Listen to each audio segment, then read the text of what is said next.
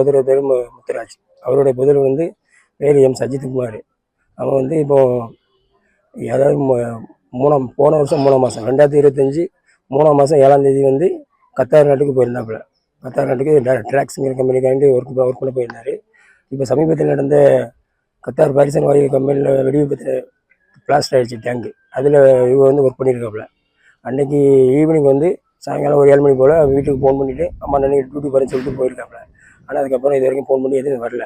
அப்போ நாங்கள் என்ன சொல்லணும்னு பார்க்கும்போது இந்த மாதிரி பிளாஸ்ட் ஆகிட்டு அப்படின்னு சொல்லி சொன்னாங்க. அது நியூஸ் மூலமாக தான் அவர் சஜித்குமார் இறந்துட்டாருங்கிற நியூஸ் இப்போ தெரிஞ்சுது.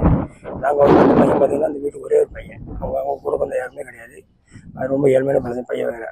அவங்களுடைய உழைப்பை வச்சு தான் வீட்டிலலாம் நடந்துருந்துச்சு. இந்த காலத்தில் அகலம் மறந்துட்டார். இது என்னென்னா தமிழ் அரசு உடனே எங்களுக்கு அவங்க இந்த பாடியை கொண்டு வரதுக்கும் தேவையான எல்லா உதவியும் சீக்கிரமாக பண்ணணும். உங்களுக்கு கையெழுத்துக்கு முன்னிட்டு எடுக்கிறேன். சிதம்பரம் ஊர்லேருந்து பேசுகிறோம். நாங்கள் திருநெல்வேலி மாவட்டம் வள்ளியூர் ஒன்றியம் ராதாபுரம் தொகுதி. கடந்த ஞாயிற்றுக்கிழமை கத்தார் நாட்டில் ராத்திரி எதிர்பாராத விதமாக கேஸு பாம் ஆகி வெடித்து சிதறினதில் எங்கள் ஊரில் சேர்ந்த சிதம்பரபுரத்தை சேர்ந்த எங்களுடைய மைத்துனர் பர்வித் என்பவர் ராதாபுரம் தொகுதியிலே ஒரு 3 பேர் இறந்துருக்கிறதாக தகவல் வந்திருக்கு. அதில் சிதம்பரத்தை சேர்ந்த பவித் என்பவரும் உறுதி செய்யப்பட்டிருக்கு.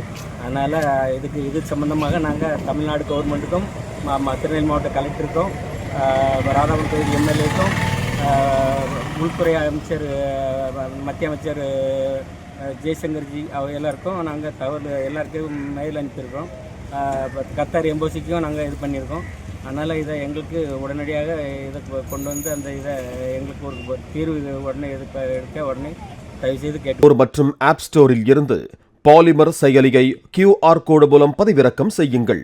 செய்திகளை உடனுக்குடன் பெறுங்கள்.